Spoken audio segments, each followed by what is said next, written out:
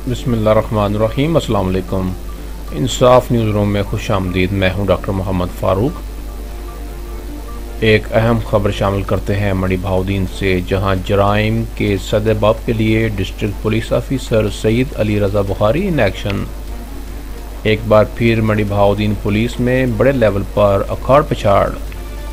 हमारे नुमाइंदे की रिपोर्ट के मुताबिक DPO मड़ी बहाउद्दीन ने ज़िला मड़ी बहाउद्दीन के 7 थानों के SHOs के तबादलाजात के अहकामात जारी कर दिए।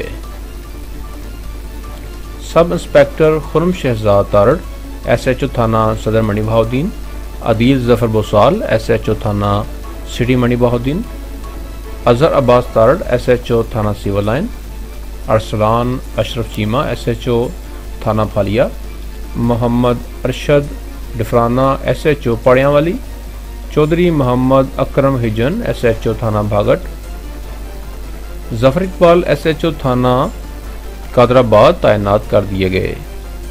कैमरामैन मोहम्मद अरशद के साथ रिपोर्ट अनायतुल्लाह अंजम क्लेयर, ब्यूरो चीफ इंसाफ न्यूज़ मड़ी बहाउद्दीन।